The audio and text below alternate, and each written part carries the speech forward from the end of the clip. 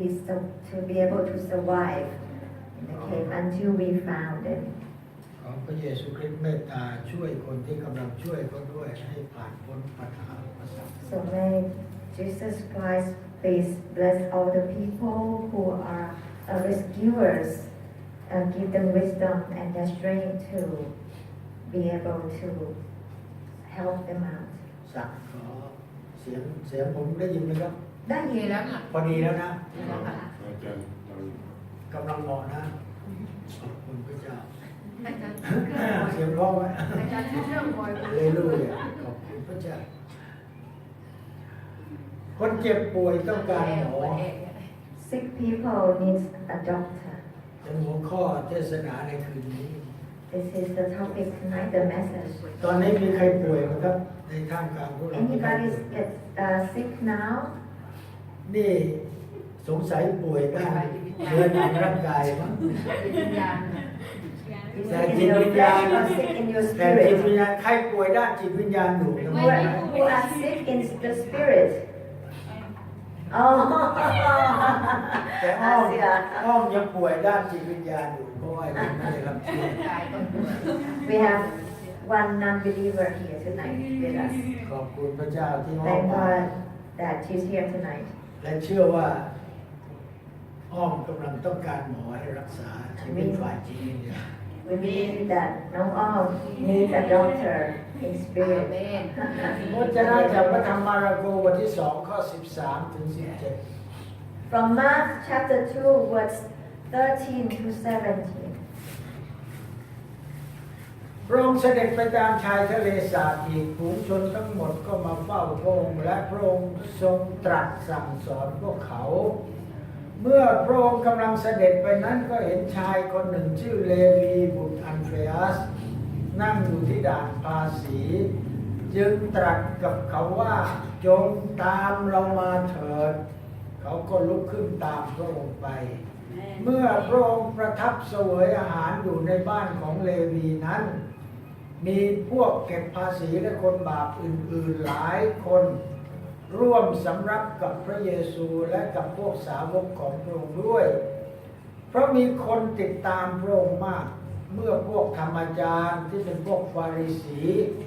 เห็นพระองค์เสวยอาหารกับพวกคนบาปและพวกคนเก็บภาษี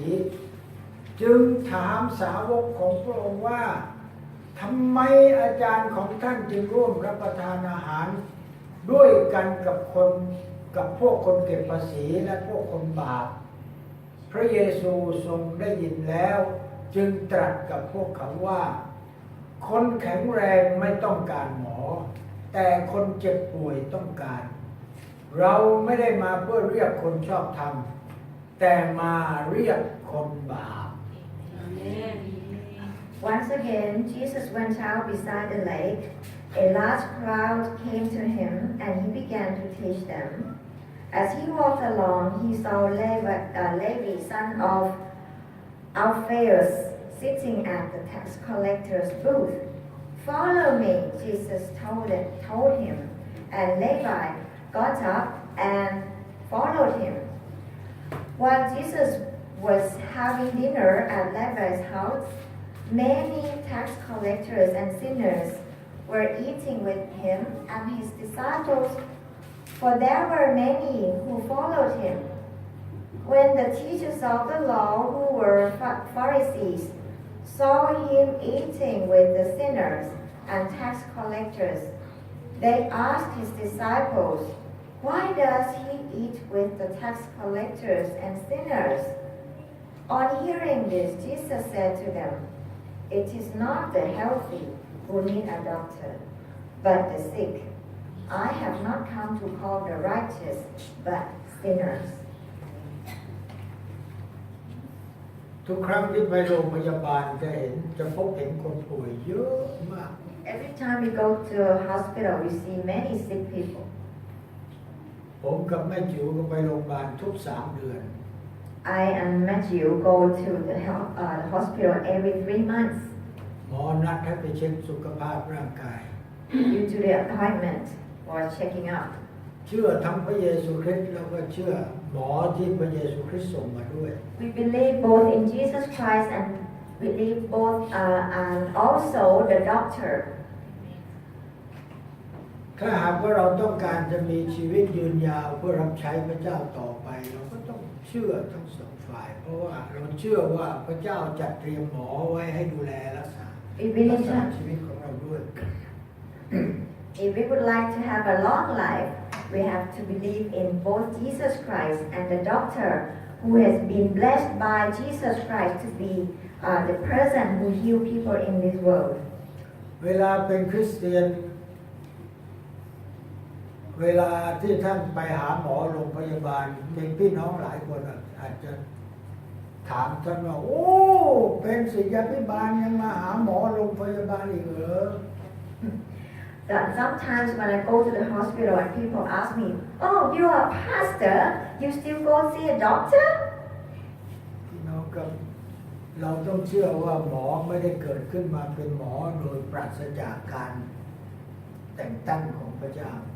So brothers and sisters, we must believe that all the doctors cannot be a doctor without the anointing of the Lord.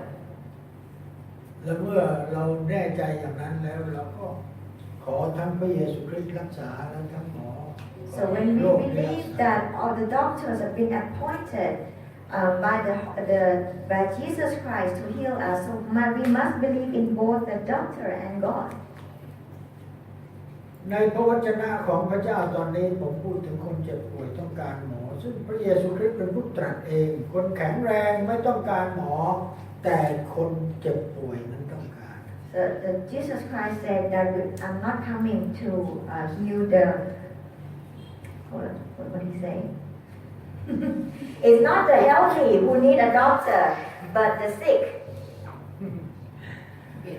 ประการแรกอยู่ในข้อ 13 ประชาชนต่างหิวกระหายความชอบธรรม The first is in the verse 13 that the large crowd came to him and they need the righteous. เขาติดตามฟังพระเยซูคริสต์เทศนาสั่งสอนที่พระองค์เสด็จไปทั่วทุกแห่ง They follow him and listen to his teaching. ขณะนี้พระองค์อยู่ใกล้ๆกับทะเลสาบกาลิลี And now he is near Galilee Lake. พระองค์เสด็จไปตามชายทะเลสาบอีกฝูงชนทั้งหมดก็เฝ้าพระองค์และพระองค์ก็ตรัสสั่งสอนเขา So he went along the shore of the lake and teaching all those people. มีครูมีอาจารย์มีธรรมอาจารย์เยอะแยะที่ทำหน้าที่สั่งสอนคน Actually, there were many teachers who've been teaching people. แต่ไม่มีครูอาจารย์สักคนเดียวที่มีประชาชนพากันห้อมล้อมติดตามพระองค์เป็นพัน But there were none of them were like Jesus that have many large crowds following. ๆแล้วเมื่อประชาชนติดตามพระองค์ก็สั่งสอนเขา When people following him, he teach them. เพราะพวกเขาหิวกระหายความชอบธรรม Because they were hungry for righteousness. จิตสำนึกของพวกเขาร้องเรียกหาความชอบธรรม Inside their heart, they need the Lord. They need the righteousness. บางครั้งตัวเราเองก็เคยเป็นอย่างนั้น And sometimes we feel like that. ทำไมมันไม่อิ่มไม่ We feel like we're still hungry. We never have enough of the righteousness. คนที่หิวกระหายก็แสวงหา So the people who are hungry are seeking. เพราะมนุษย์ที่อยู่ในโลกนี้ผมพูดว่าที่นี่นะโลกมนุษย์อยู่ในสภาวะขาดที่พึ่งทางจิตวิญญาณ Because people in this world are in the lack of are lacking of righteousness. เวลาเราไปหาคนของศาสนาก็ไม่สามารถช่วยอะไรเราได้ When we go see the people who are like in religion leader, they cannot help us. บางคนไปหาคนรดน้ำมนต์ให้หมดน้ำเป็นตุ่มเป็นโอ่งก็ยังไม่หาย And sometimes they go to some kind of ritual water and to get blessed by all those rituals. เพราะว่ารักษาด้านจิตวิญญาณนะหาหมอรักษายาก They cannot help to heal the sick in the spirit. จะมีบ้างแม้กระทั่งในพระคัมภีร์แต่พวกเขาเป็นคนหลอกลวงนะ But we can find some of them in the Bible that they were all fake. เขาเรียกพวกนั้นว่าพวกเผยพระวจนะเทียมเท็จ They were fake prophets, a false teacher a faulty prophet, a faulty teachers. พี่น้องครับแม้กระทั่งในปัจจุบันเนี่ยนะครับก็ยังมีผู้เผยพระวจนะเทียมเท็จ Still, we can find those nowadays. เพราะนั้นต้องพี่น้องต้องระวังฟังให้ดีและมีสัมผัสฝ่ายจิตวิญญาณที่ลึกๆที่จะดูได้ว่าคนไหนเป็นผู้เผยพระวจนะเทียมเท็จและผู้แบบเผยพระวจนะแท้จริง So we must be aware and we must be looking at the people who are the prophets nowadays, if they are faulty teacher or not. เราอยู่ในโลกทุกวันนี้เราจะเห็นสภาพของมนุษย์เราต่างก็แย่งชิงทรัพย์สิ่งของในโลกทำร้ายกันฆ่าฟันกัน Now we can see people hurting each other just to because they want other people's stuff, and sometimes they kill each other. แย่งกันทำมาหากิน And sometimes they fight on their business, บางครั้งก็ถึงกับฆ่ากันตาย and sometimes they kill each other. แต่ว่าคำสั่งสอนของพระเยซูคริสต์ก็ไม่เหมือนกับผู้เผยพระวจนะคนอื่น But the teaching of Jesus Christ is different from other prophets. เพราะเหตุนี้เองเมื่อพระองค์สั่งสอนเทศนาไปทั่วเดินทางขึ้นเหนือล่องใต้ประชาชนก็ติดตามพระองค์ไป That's why he went up north, down south. Many people still followed him พวกเขาเป็นคนป่วย because they were sick, ป่วยด้านจิตวิญญาณ sick in their spirit. ดังนั้นเขาเมื่อมีผู้เผยพระวจนะเกิดขึ้นใหม่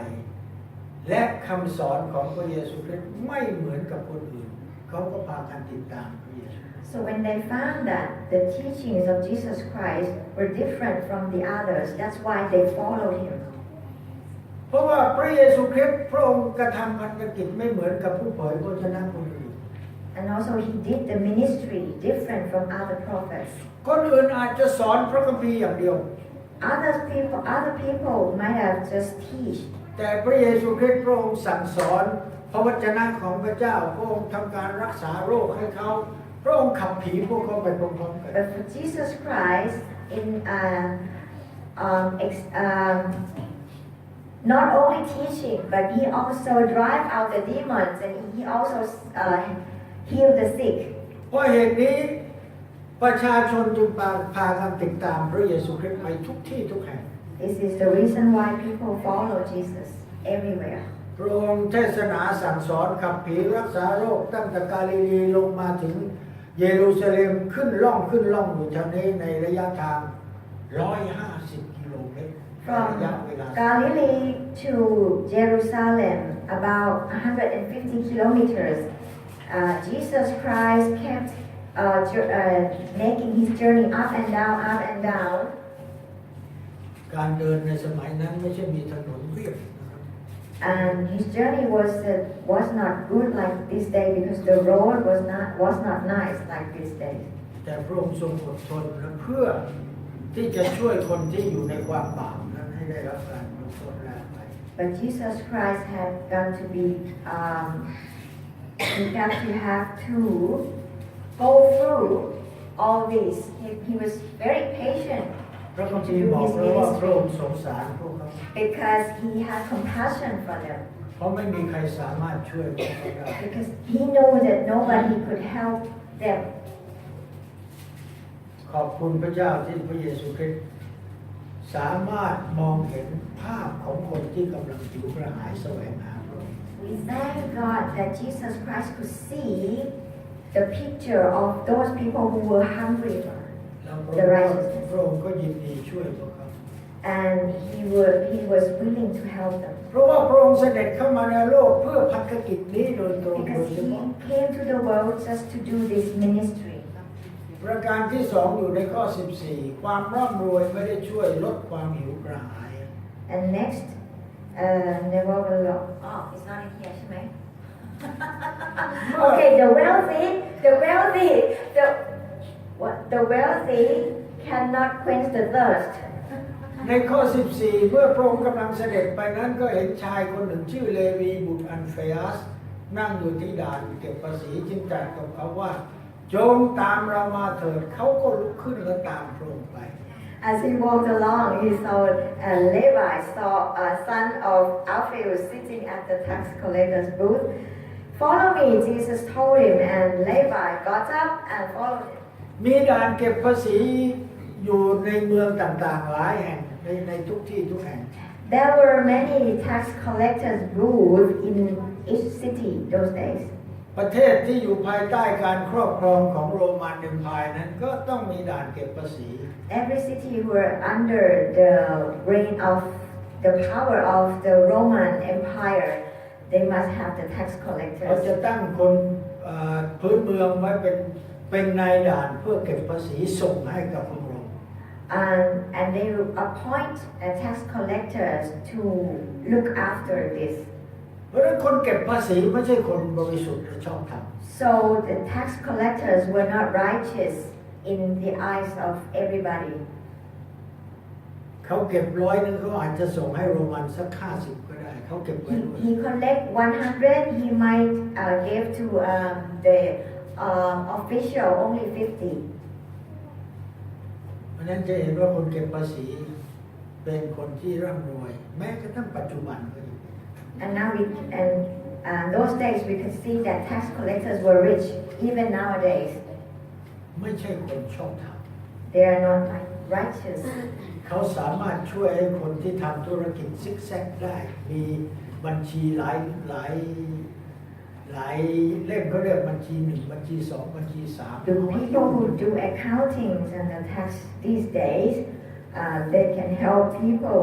to make like a second account these days to avoid the tax. เช่นเดียวกันคนเก็บภาษีในยุคของพระเยซูคริสต์คนต่างๆที่เห็นคนเก็บภาษีแล้วในสายตาของพวกเขานั้นถือว่าเป็นคนชั่วร้ายเป็นคนที่รีดนาทาเล่น So many people did not like tax collectors because these people would come and force them to get money. แต่พระเยซูคริสต์ทรงเห็นแตกต่างกันไปพระองค์ได้มองลึกๆเข้าไปในชีวิตในจิตวิญญาณของพวกเขา But Jesus Christ looked at tax collectors differently. He looked in their hearts. แม้ว่าคนบาปทั่วไปจะมองดูคนเก็บภาษีว่าโอ้โหพวกนี้ชั่วร้ายบาปหนัก Even though people look at tax collectors as sinners, have big sins.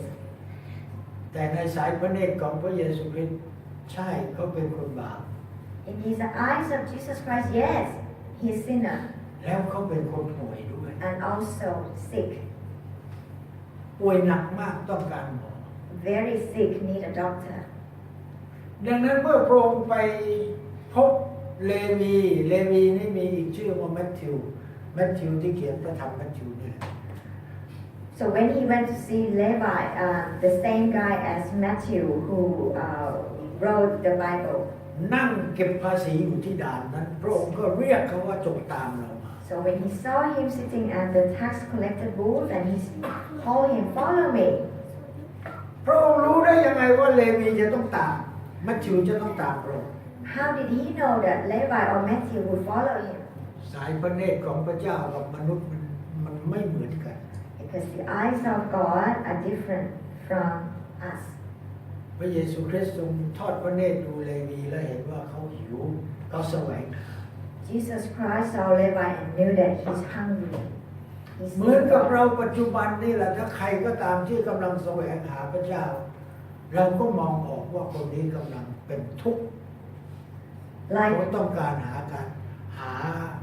ผู้ที่ช่วยให้เขาพ้นจากความทุกข์ยาก Now we can see and we can tell we can find somebody who are seeking God and who are thirsty and hungry for the righteousness. ดังนั้นเวลาพระเยซูคริสต์เรียกเลวีหรือแมทธิวให้ติดตามพระองค์แล้วเขาลุกขึ้นตามพระองค์นั้น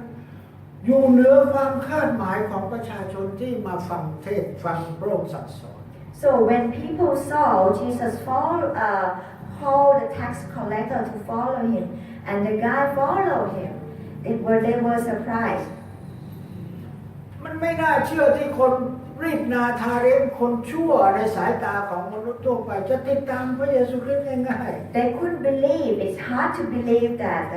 the tax collectors who were sinners would follow Jesus Christ easily. และเขาเป็นคนร่ำรวยในสายตาของคนทั่วๆไป And this guy was rich in the eyes of everybody. ดังนั้นจึงเป็นเรื่องเหนือความคาดหมายที่คนร่ำรวยมาหาพระเจ้า So it was beyond their expectation that this guy would follow Jesus. แต่พระเจ้าทรงสำแดงให้เห็นแล้วว่าแม้กระทั่งคนรวยก็มาถึงความรอดได้ But now God shows us that even the rich people can follow him. ถ้าเขาหิวกระหายและแสวงหาพระองค์ If that person is hungry and seek God. เลวีเป็นคนที่มีเงินทองมากมายแต่ว่าเงินทองมากมายนั้นไม่ได้ช่วยให้เขามีความสุข Levi's got lots of money, but the money he had did not make him happy. หลายคนในท่ามกลางพวกเราก็มีเงินเยอะอยู่ในแบงก์ในธนาคารแต่ว่าจะเห็นว่าบางทีเงินในธนาคารเยอะๆก็ไม่ได้มีความสุข Many people among us here have lots of money in the bank, but we know that the money in the bank cannot make us happy sometimes. ใครบ้างที่มีเงินในแบงก์เยอะ Who has lots of money in the bank? ๆโดยความเชื่อ By faith. ความเชื่อเยอะเลย By faith. ไม่เกินบอกสองมือเลยไม่เกินพอจะไม่เหลือ Soon, coming soon. แต่เงินในแบงก์ของคริสเตียนก็ไม่เหมือนเงินในแบงก์ของคนที่ไม่เป็นคริสเตียน The bank in our Christian's bank is different from the money in the bank from others. เงินของคริสเตียนในแบงก์นั้นก็เราก็ขอบคุณพระเจ้าเราก็ถวาย10 ล้น The money we have, we thank God for what we have, and we still pay tithes. อย่าลืมนะครับมีรายได้เข้ามาต้องถวาย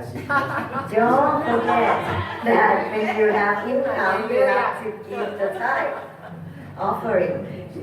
บางคนไม่กล้าถวาย10 ล้นเพราะโอ้โหได้เงินมาเยอะเหลือเกินเดือนนี้ Many people don't want to give offering because they receive a lot. It's too much. 10% is too much. พี่น้องครับเงินของคริสเตียนนั้นจ่ายคืนกับพระเจ้าแล้วคุณจะมีความสุขมาก We, as a Christian, we have the money, and when we pay back to the Lord, it makes us happy. โอ้โหพระองค์เจ้าข้าเอาตั้ง10%กันเหรอ Oh Lord, you take 10%. แม้ตอนได้มา100เนี่ยนะถวาย10 บาทนี่มันง่าย When we receive 100 baht and we give back 10 baht, it's easy. โอ้โหพอได้มาล้านนึงต้องถวายตั้ง 100,000เนี่ย But when we receive 1 million baht and we have to give back to the Lord 100,000, wow, that's a lot of money. แต่พระเจ้าทรงสัตย์ซื่อนะครับ But God, He is faithful. พระองค์บอกว่าถ้าเจ้าสัตย์ซื่อพระองค์จะคืนกลับไปให้เจ้าอีกหลายเท่า The Lord said, if you're faithful, I'll give back to you 10,000 times. เวลาเราจ่ายคืนพระเจ้า 10% เนี่ยพระเจ้าจะให้เราได้เพิ่มมาอีก 20-30% When we give back to the Lord 10%, He will give back to us 20-30%. เทศไปเทศมาก็มาเรื่องเงินจนได้ อาเลลูยา And now we're talking about offering again. ให้ขอบคุณพระเจ้าความสัตย์ซื่อนั้นพระเจ้าก็สัตย์ซื่อที่จะคืน But we thank God for the faithfulness. อาเลลูยาแต่คนที่มีเงินทองมากๆเป็นเศรษฐีที่ยังป่วยไข้ทางวิญญาณทางจิตวิญญาณอยู่นั้น But the people who have lots of money and still sick in the spirit, เขาไม่มีความสุข they're not happy. มีหลายคนที่มีเงินเป็นพันล้านหมื่นล้าน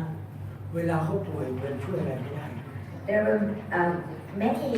wealthy people who's got like 10,000 millions in the bank, but when they're sick, they cannot do anything with the money. ใช้เงินไปซื้อได้สิ่งสารพัดแต่ซื้อชีวิตกลับคืนไม่ได้ They can buy anything with that money, but not their life. ซื้อชีวิตคืนไม่ได้ด้วยแล้วก็จิตวิญญาณก็ไม่สามารถที่จะพ้นจากความพินาศด้วย They cannot buy their life. They cannot. What is it? What? อะไรนะอาจารย์ไม่ลืม ซื้อชีวิตเงินซื้อชีวิตคืนไม่ได้แล้วก็ไม่สามารถที่จะซื้อจิตวิญญาณให้พ้นจากความพินาศได้ Okay. The money cannot buy the life back, and that cannot buy the Spirit the from- free spirit back from the sins, Amen. from hell ก็แล้วกัน from hell. เพราะฉะนั้นจะเห็นว่าความร่ำรวยไม่ได้ช่วยให้คนมีความสุข So now we can see the wealthiness cannot make people happy. แต่คริสเตียนร่ำรวยมีความสุข Amen. But when Christians are rich, wealthy, we are happy. เขาไม่รู้อย่างเหมือนจอยแต่จอยเขามีเงินเยอะเขามีความสุขความสุข Amen. ไม่รู้ นี่ไม่เคยท เราขอแบ่งจากอาจารย์สูงบ้างนะ คุณพระเจ้าประการที่สามในสังคมของคนบาปยากยิ่งที่จะหาคนดีเข้าไปช่วย And thirdly, in the society of the sinners, it's very hard to find a person who going to help them out. มองดูเลวีแมทธิวเป็นตัวอย่าง ทุกคนรู้ว่าเขาเป็นคนบาปแม้กระทั่งธรรมาจารย์และพวกฟาริสีก็รู้ว่าเขาเป็นคนบาปชั่วแต่ทำไมคนเหล่านั้นไม่กล้าที่จะเข้าไปช่วยเลวี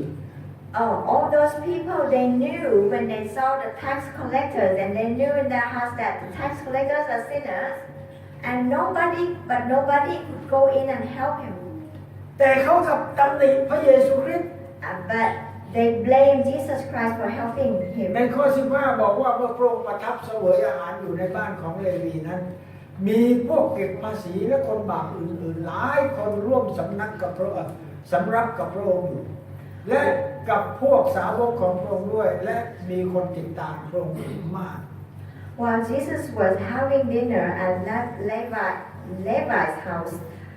many tax collectors and sinners were eating with him and his disciples, for there were many who followed him. ในวันที่เขาพบพระเยซูคริสต์ On the day that they met Jesus, เมื่อพระเยซูคริสต์เรียกเลวีให้ตามเรามาเขาตามพระเยซูคริสต์ when Jesus called Levi, he followed him. ทำให้เขามีความสุขมาก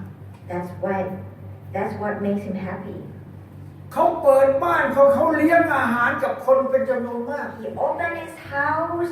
and let people come in and eat food. แล้วก็เชิญพี่น้องซึ่งเป็นคนเก็บภาษีด้วยกันมาร่วม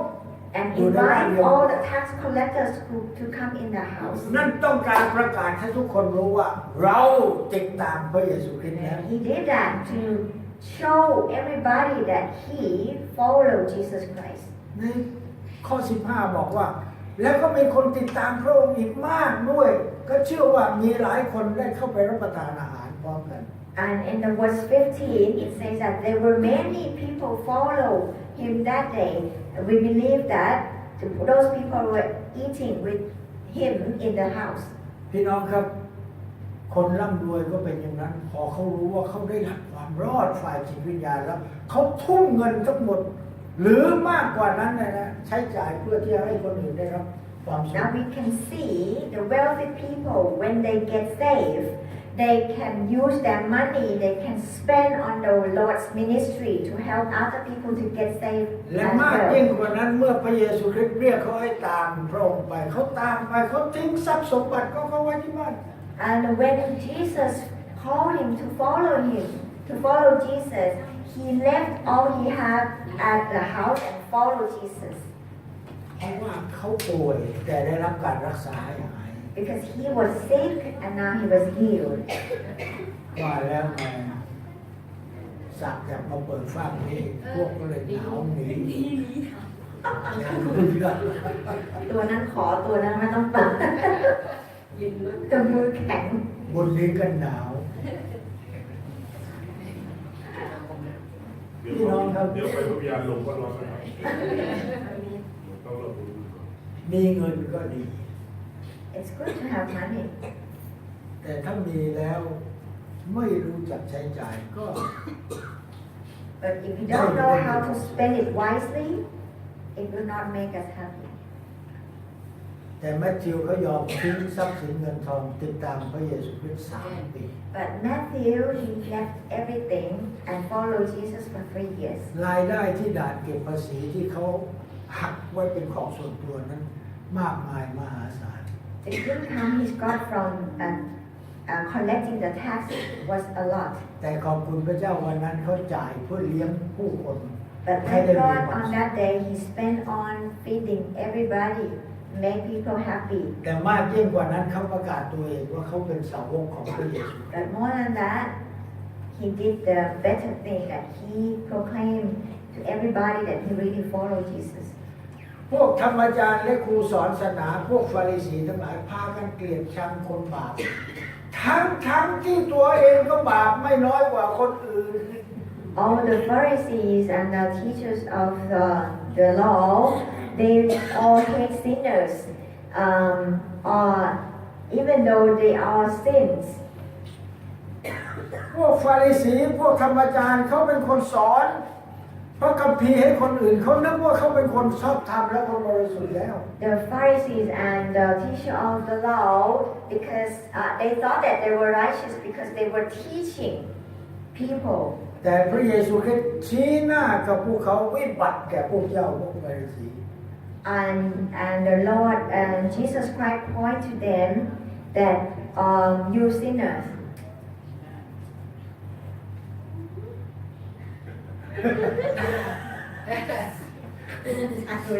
วิบัติ you are cursed you are not a cursed sinner เพราะว่าบางครั้งพวกฟาริสีเนี่ยนะพวกธรรมจารย์เขาก็นึกว่าเขาเป็นคนบริสุทธิ์และชอบธรรม because they thought that they were righteous because they taught people คนจะเป็นคนชอบธรรมและคนบริสุทธิ์ได้ ถ้าไม่เชื่อพระเยซูคริสต์ติดตามพระเยซูคริสต์เขาไม่สามารถเป็นผู้บริสุทธิ์และชอบธรรมได้ even though they were teaching people about the Bibles and everything but if they don't really believe in God and they don't really repent they cannot become righteous ถ้าเขาคิดว่าเขาเกลียดชังคนบาปเขาก็เกลียดชังตัวเอง if they hate sinners it means that they hate themselves เพราะเขาบาปมาก because they all sin ครูสอนศาสนาเองไม่ช่วยคนบาปแต่ยังกีดกันคนอื่นไม่ให้ไปช่วยเขา the teachers of the law they don't help others and they don't want anybody to help the others เหมือนกับอาจารย์รัสเซลเทศเมื่ออาทิตย์ที่แล้วบอกว่าคนเป็นจำนวนมากต่างห้อมล้อมพระเยซูคริสต์ขวางทางไม่ให้นางเข้าไปหาพระเยซูคริสต์แล้วสัมผัสที่ชายฉลองพระองค์ฉลองพระองค์ของพระเยซูคริสต์ได้อาทิตย์ที่แล้วเนี่ยนะ On last Sunday in the afternoon, there was Ajahn Russell from South Africa. He was preaching about the large crowd following Jesus Christ and did not want to let the lady with the issue of blood to touch Jesus, to get close to Jesus. แล้วท่านก็แสดงให้เห็นสงสัยหญิงคนนั้นน่าจะคลานเข้าไปแล้วก็ลอดเข้าไปจับชายฉลองพระองค์ของพระเยซู So we picture that with the large crowd like that, it was not easy for her to get to Jesus to touch his clothes. พี่น้องก็ไม่ได้ So มาเห็น she must have crawled on the floor. พี่น้องก็ไม่ได้มาเห็นเมื่อวันอาทิตย์ช่วงบ่าย Many people were not there because yes, it's an English พวก session. ฟาริสีก็เป็นอย่างนี้เกณฑ์กันไม่ให้พระเยซูคริสต์เข้าไปช่วยคนบาป All the Pharisees are like that. They don't want anybody to get, and they don't want any sinners to get saved. แม้กระทั่งพระเยซูคริสต์รับประทานอาหารกับเลวีกับคนเก็บภาษีเขาก็มีเขามาตำหนิพระองค์ Even Jesus having dinner with them, they come and blame Jesus. มองเห็นเป็นสิ่งที่น่ารังเกียจที่คนชอบทำไปนั่งอยู่กับคนบาป They think it is not right for us to be with the sinners. สายตาของพวกเขาก็ต่างกับสายตาของพระเจ้า The eyes of they have different eyesight from the Lord Jesus Christ. พระองค์ต้องอยู่กับคนบาปทั้งหลายเพื่อพระองค์จะมีโอกาสที่จะช่วยเขาได้ Jesus must be among the sinners in order to save one. ถ้าคุณต้องการจะเป็นพยานกับใครสักคนที่จะให้เขามาเชื่อพระเยซูคริส If ต์ you would like to be a witness to somebody to let them know about Jesus, บางครั้งคุณต้องเข้าไปเป็นเพื่อนเขาก่อน sometimes you have to make friends with them first. หรือผามประกาศไปถึงเรื่องของพระเยซูคริสต์บางทีเขาไม่ฟังเรา If we just rush in and just say about the Lord, sometimes they don't want to hear. บางคนชอบพูดอ้อม Like many people like to beat around the bush. ๆไม่ชอบให้คนมาพูดตรงๆ Don't like anybody to go straight forward. ถ้าคุณไม่เชื่อพระเยซูคริสต์วันนี้คุณตกนรกนะเขาไม่ชอบฟัง You see, if you don't believe Jesus now, you go to hell. They don't want to hear this. หลายคนอยากจะให้เราเป็นเพื่อนกับเขาก่อน We like you to make friends with them first. จนกระทั่งไว้ใจกันและกันเราก็สามารถพูดถึงพระเยซูคริสต์กับเขาได้ Until we trust each other and then we can start talking about Jesus. แล้วบางทีเราไม่ทันพูดเลยเฮ้ยทำไมเดี๋ยวนี้คุณเปลี่ยนไป And sometimes we did not have to say. เราเป็นคนของพระเยซูคริสต์ They can see what we are different from the people of the world. แล้วในที่สุดสามารถกลับใจเขาได้ And then when they can see us, they see the different and they can repent later. เหมือนกับวันนี้น้องอ้อมมานั่งอยู่ที่นี่เราก็ยังไม่กล้าบอกโดยตรงน้องอ้อม Like Nong Om sitting here today, we don't want to go straight forward to you that you have to believe in God. แต่อ้อมต้องสัมผัสกับพระเจ้าด้วยตัวเอง But you must touch the Lord yourself. แล้วพระเจ้าจะให้คุณมีความรู้สึกอบอุ่น And then you will feel warm. พูดตรงเกินไปคนไม่ชอบฟังไม่เชื่อพระเยซูคริสต์ไม่กลับใจวันนี้คุณตกนรกนะอย่างนี้ Going too straight, people don't like to hear. If you don't repent today, you go to hell. We don't want to hear this. พระเยซูคริสต์ไปร่วมรับประทานอาหารในบ้านของเลวีเพื่อว่าพระองค์จะได้ใกล้ชิดกับคนอื่น So Jesus joined them for dinner in order that he can get close to other sinners. เลวีเชื่อแล้วแต่คนอื่นยังไม่เชื่อ Levi believed in him already, but the others did not. การไปนั่งรับประทานอาหารร่วมกับพวกเขานั้นมีโอกาสที่จะสัมผัสชีวิตของพวก By เขา sitting and eating among them, can be close to them, สร้างสัมพันธ์กับพวกเขา make friends with them. พอคนเหล่านั้นเห็นแม้กระทั่งเลวีแมทธิวยังรับพระเยซูคริสต์เป็นองค์พระผู้เป็นเจ้าแล้วเราเป็นใคร So when they saw the example of Levi follow Jesus, they think, oh, so what should we do? Who we are we sinners? ขอบคุณพระเจ้าที่พระเยซูคริสต์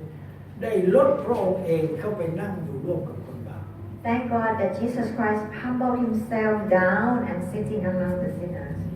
เพราะฉะนั้นไม่ต้องห่วงและปัจจุบันนี้ว่าสังคมของคนบาปเนี่ยจะหาคนที่เข้าไปช่วยยากเพราะเราเป็นคริสเตียนเพราะฉะนั้นเรามีหน้าที่ต้องเข้าไปหาคนบาป So we don't have to worry about the sins in these days. We can go in any group and can proclaim Jesus. ไม่ใช่พอเห็นเขาบาปไม่ไปดีกว่าคนพวกนี้น่ารังเกียจไม่เข้าไปหาเขาแล้ว Not that when we see they're all sinners and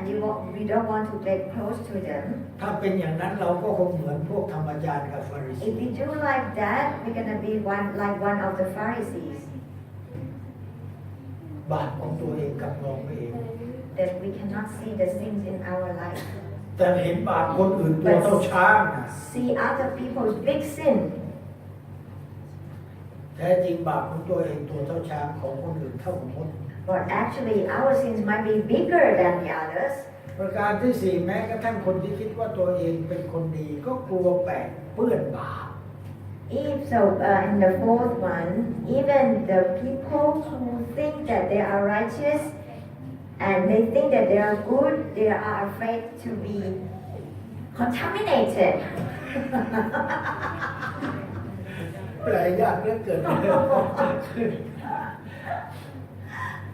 Very difficult to interpret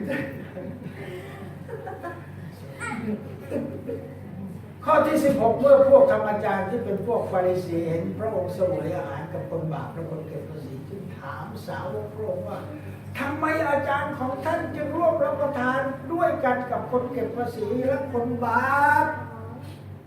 So when the teachers of the law who were Pharisees saw him eating with the sinners, the tax collectors, they asked his disciples, "Why does he eat with tax collectors and sinners?"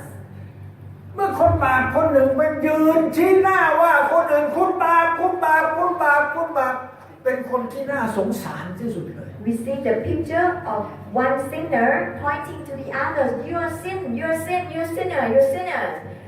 It's pathetic. เพราะตัวเองที่ชี้เขานั่นแหละตัวกำลังจะตาย Because the one who pointing to the others is the one that have the big sin and going to die. พระเยซูคริสต์ทรงชี้พวกฟาริสีพวกธรรมจารย์ว่าพวกคุณทั้งหลายเนี่ยป่วยมากหนักกว่าคน And Jesus Christ point to all those teachers of the law and say that you are very, very sick than the others. ป่วยแล้วไม่ยอมให้หมอรักษาด้วย And when you're sick, you don't let the doctor to heal you.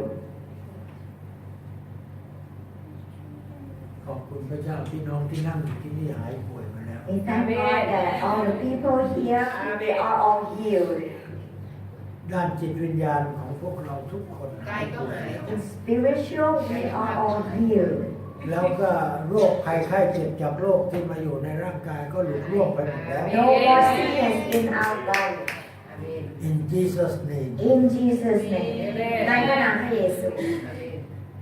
แต่ยังเป็นห่วงน้องอ้อมอีกคนหนึ่ง But we still worried about น้องอ้อม ที่ยังป่วยฝ่ายจิตวิญญาณอยู่ We still sick in อาจารย์ถาม spirit. ก็ได้นะเขาบอกว่าก็อยากต้อนรับก็ อ๋อวันนี้ได้เป็นคริสเตียนแน่อ้อม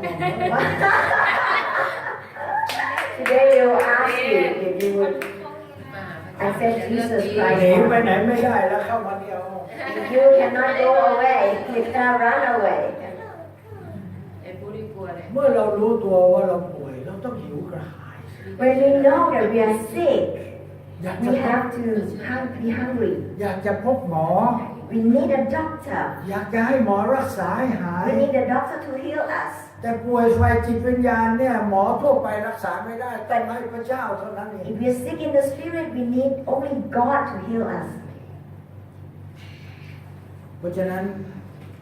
แม้ว่าพวกฟาริสีจะแปลกใจว่าทำไมพระเยซูคริสต์ไปคลุกคลีกับคนบาปก็ว่าพระองค์ต้องการรักษาเขาให้หายจากโรคบาป The reason why Jesus Christ are among the sinners, because He wants to heal them.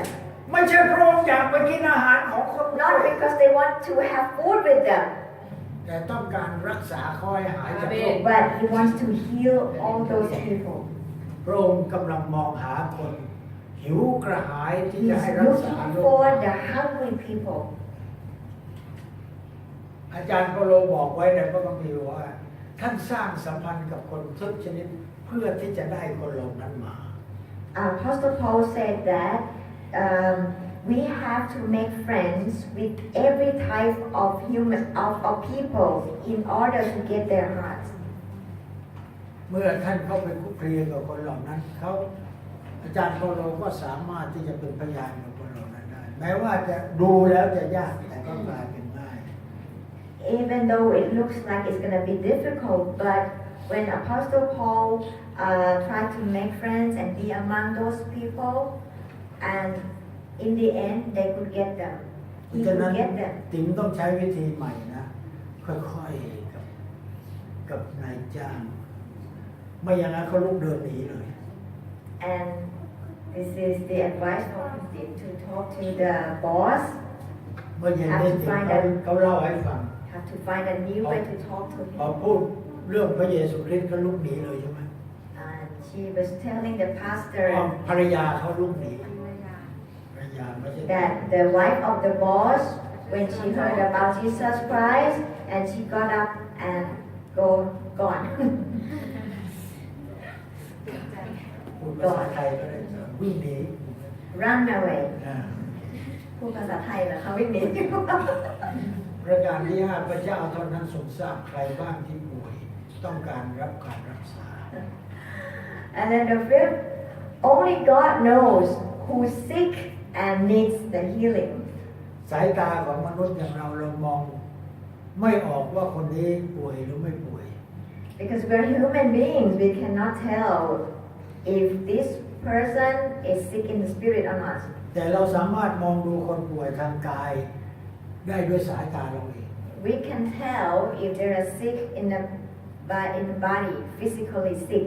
ถ้ามาแบบอย่างนี้เนี่ยเราไม่ป่วยแน่ and we see people walking like this they are sick แต่ว่าเราไม่สามารถลงมองลึกเข้าไป but we cannot คน see นี้ป่วย inside their ด้านจิต heart วิญญาณหรือเปล่า if they are sick in the spirit แต่พระเจ้าทรงมอง but God knows He sees เมื่อพระเยซูทรงได้ยินแล้วจึงตรัสกับพวกเขาว่าคนแข็งแรงไม่ต้องการหมอแต่คนเจ็บป่วยต้องการหมอ so He said that the healthy people don't need doctors but the sick ตรงนี้เราสำคัญ this is important สำคัญมาก very important point คนธรรมดาทั่วไปเนี่ยนะเขาคิดว่าเขาไม่ป่วยเขาไม่ไปหาหมอ normally people think they are not sick they don't go to see doctor รู้ไหมครับพอมีความรู้สึกอะไรนิดหน่อยขึ้นมาก็ไปหาหมอโอ้คุณมาช้าเกินไป many times we see people going to see the doctor and the doctor said oh why you took so long and wait for so long ไม่เป็นไรรู้สบายมาก mostly the people who have cancer they feel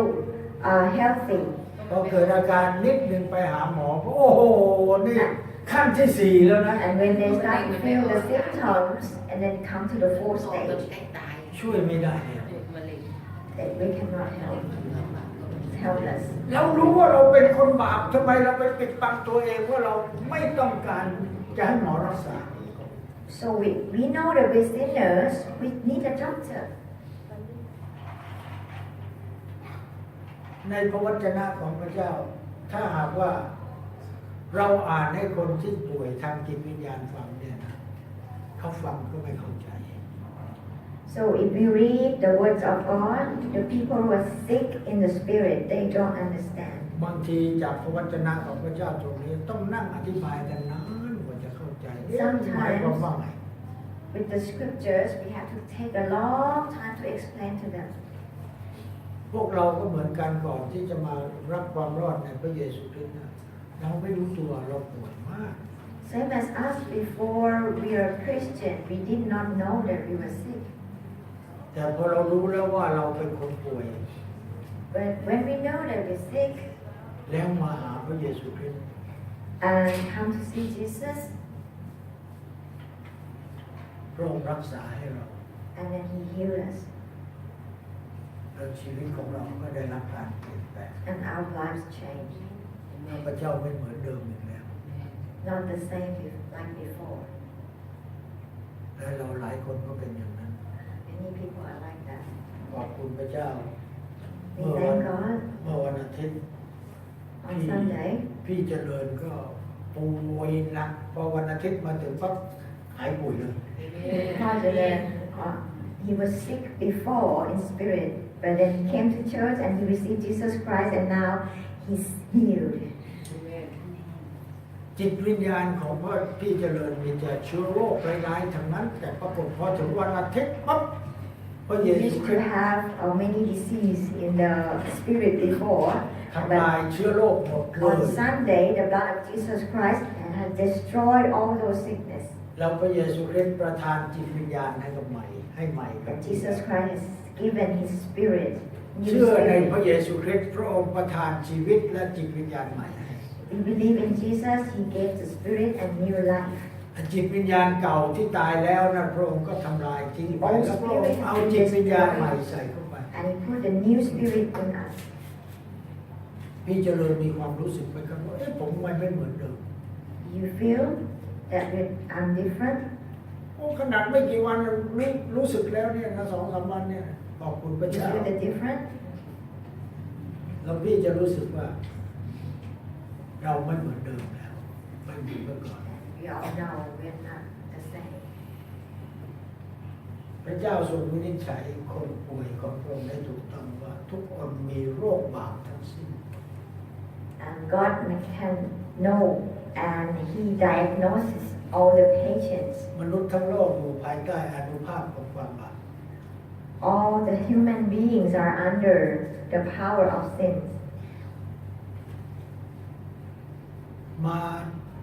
ถึงพระเยซูคริสต์พระองค์ทรงรักษาให้หายได้ When we come to Jesus Christ, He can heal all those sickness. พระเจ้าไม่ต้องใช้เครื่องมือของโลกไม่ได้ใช้ว่าคนไหนป่วยหรือไม่ป่วย God doesn't need the medical instrument to help Him diagnose people if the people are sick or not. โรคของบาปต้องรักษาโดยวิธีการของพระเจ้าเท่านั้น Because the disease of the sins have to be healed by God. คนที่เข้ามาหาพระองค์เพื่อรับการรักษานั้นต้องรู้อาการของตัวเองก่อนว่าตัวเองมีโรคบาป People who come to God must realize that He's got the disease of the sin. คุณต้องแสวงหาพระเจ้าเพื่อที่จะทำการให้พระองค์รักษา You have to seek God and let Him heal you. หิวกระหายปรารถนาต้องการกินยาหายโรคบาป Hungry for His medical. ไอ้ยาหายโรคบาปนี่มีอยู่ในพระเยซูคริสต์เท่านั้นเอง Only the medicines by Jesus Christ can heal the disease of sin โดยพระกายของพระองค์และพระโลหิตของพระองค์ by His blood and His body on the cross. แมทธิวเลวีและเพื่อนๆผู้เก็บภาษีนั้นเขาก็มีใจปรารถนาอย่างนี้ดังนั้นเขาจึงติดตามพระเยซูคริสต์ Matthew and many people, his friends, they need God to heal them, so that's why they follow Jesus. ในพระคัมภีร์ไม่ได้บอกให้เรารู้ว่าหลังจากแมทธิวติดตามพระเยซูคริสต์แล้วคนเก็บภาษีอื่นๆได้ตามพระองค์ไปด้วยหรือเปล่า In the Bible, it did not tell us that after Matthew has followed Jesus, other tax collectors followed him as well or not. แต่คนที่ติดตามพระองค์นั้นก็มีญาติพี่น้องของอัครทูตติดตามไปด้วย But we know that there were many the relatives of the disciples followed. ขอสรุปอย่างนี้ว่าไม่ว่าท่านจะป่วยด้วยโรคบาปหรือเชื้อโรคต่างๆของโลกพระเยซูคริสต์รักษาได้ So in a conclusion, even though you are sick of the body sickness or be sick in the spirit, Jesus Christ can help you. ใครที่ป่วยด้วยเชื้อโรคของโลกแล้วได้รับการรักษาให้หายมีอะไรไหมครับคนป่วยที่เคยป่วยแล้วพระเจ้ารักษาให้หายจากโรค Anybody who used to be sick and got healed by God, by Jesus,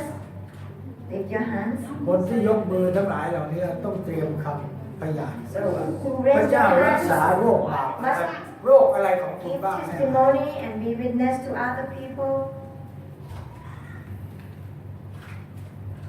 เมื่อเย็นได้ยินติ๋งเขาเป็นพยานให้ฟังถึงเรื่องมีโรคต่างๆกับเขามากมาย พอมาเชื่อพระเยซูคริสต์แล้วเขาเป็นลูกบอลให้เจ้านายเขาดูเลยเห็นไหมฉันไม่มีเป็นไรแล้วนะ She gave witness to her boss that she got healed by the Lord and showing that she's got strength. ติ๋งต้องระวังหน่อยนะเว She's ลาเตะ healthy อย่าเตะสูงนะ enough to แล้วห kick. งายหลังไปแล้วเดี๋ยว She showed him that she can kick things now ดังนั้นเตรียมคำพยานไว้นะครับเพื่อว่าจะเป็นพยาน to be a testimony.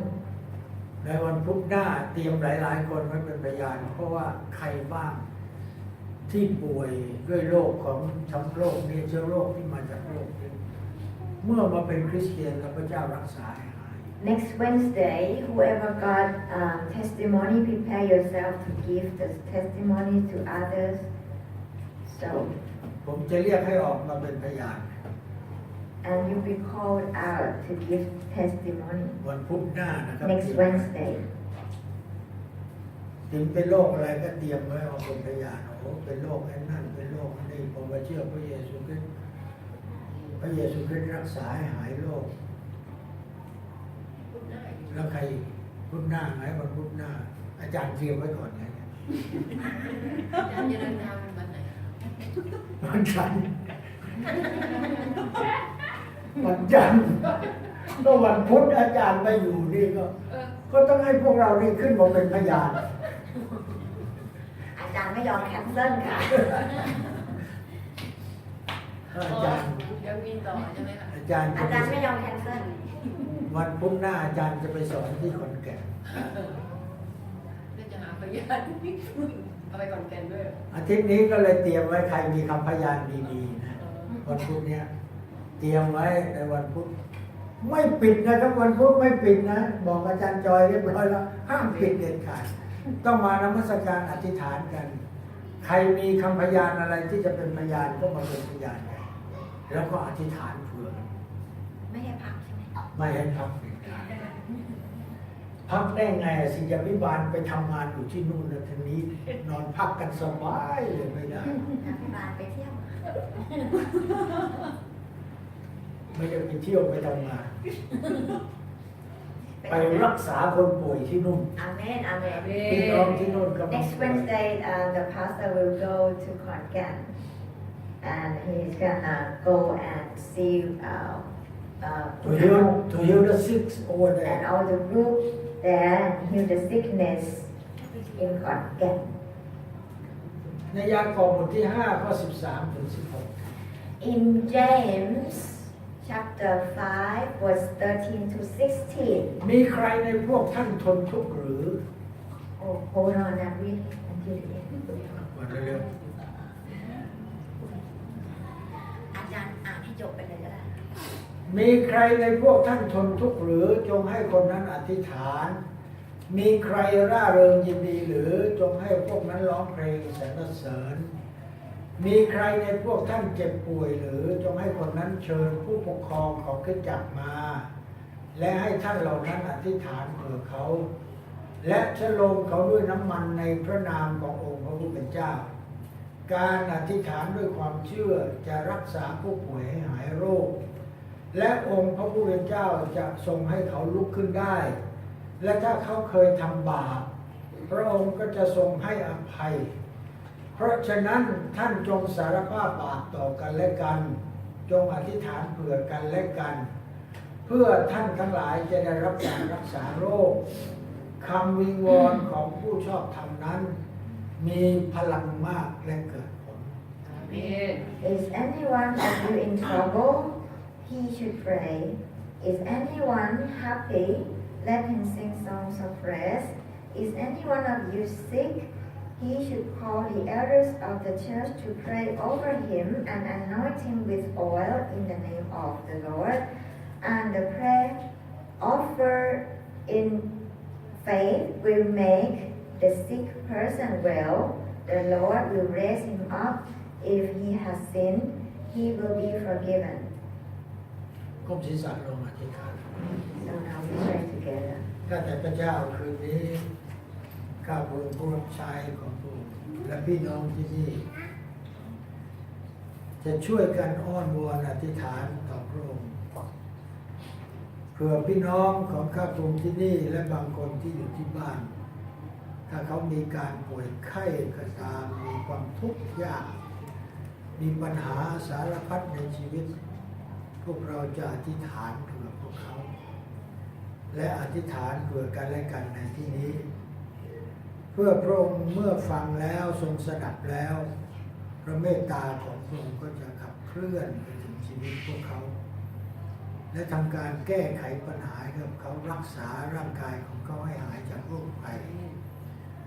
และพระองค์ก็จะทำให้ชีวิตของเขาได้รับการเปลี่ยนแปลงใหม่ท่านพระเจ้าโดยคำอธิษฐานของพวกเราคืนนี้ ขอพระวิญญาณบริสุทธิ์เคลื่อนไหวกับพวกข้าพระองค์ทั้งหลายทุกคนที่นี่เพื่อให้สิ่งที่เราอ้อนวอนต่อพระองค์นั้น ได้ยินไปถึงพระเนตรพระกันของพระองค์และโดยเฉพาะอย่างยิ่งความทุกข์ยากต่างๆของพี่น้องของข้าพระองค์ที่กำลังอยู่ในความบาปทั้งหลายนั้นอยู่ในโลกนี้ เขามีความปรารถนาอย่างยิ่งที่จะได้รับการช่วยเหลือจากพระองค์แต่เขายังไม่ได้แสวงหาพระองค์เจ้าค่ะข อให้พระวิญญาณบริสุทธิ์เคลื่อนไปสัมผัสแต่ต้องพวกเขาให้เขาหิวกระหายให้เขาแสวงหาเพื่อว่าชีวิตของเขาจะได้มาถึงพระคุณความรอดที่พระเยซูคริสต์จัดเตรียมไว้สำหรับพวกเขาทั้งหลายในวันนี้พระองค์เจ้าข้าขอคำอธิษฐานของข้าพระองค์ไปถึงพี่น้องของข้าพระองค์ที่ติดอยู่ในถ้ำเด็กๆทั้ง13 คนนั้นขอให้เขาได้รับการช่วยเหลือให้พ้นออกมาจากความทุกข์ยากด้วยเถิดพระองค์เจ้าข้าประทานกำลังเรี่ยวแรงให้กับเขามีกำลังอยู่เพื่อเขาจะรอคอยผู้ช่วยเหลือเข้าไปให้ถึงสถานที่นั้นและเชื่อว่าพระเจ้าจะโปรดช่วยเด็กๆเหล่านั้นให้กลับคืนสู่บ้านเมืองสู่บ้านเรือนของเขาสู่อ้อมกอดของพ่อแม่ชีวิตของพวกเขาแม้ว่าอยู่ภายใต้การดูแลของผู้ที่กำลังไปช่วยเหลือแต่แท้จริงแล้วพระเยซูคริสต์เป็นเจ้าของชีวิตของเขาพระองค์สร้างเขาแม้ว่าเขาอยู่ภายใต้อำนาจของความบาปแต่เขาก็ยังต้องการการช่วยเหลือจากพระองค์เจ้าข้าคำอธิษฐานของพวกข้าพระองค์ของผู้ชอบธรรมนั้นเกิดผลอย่างมากมายของพระองค์โปรดช่วยเขาด้วยขอบคุณพระเจ้าขอพระเจ้าทรงนำด้วยพระองค์เจ้าข้าคืนวันนี้ที่เรากับพี่น้องที่นี่จะร่วมใจกันอธิษฐานเพื่อสิ่งสารพัดโดยเฉพาะอย่างยิ่งคนที่ป่วยไข้ขอพระเจ้าเมตตาขอบคุณพระองค์ในพระนามพระเยซูคริสต์เจ้าอาเมนขอพี่น้องยืนขึ้นนะครับ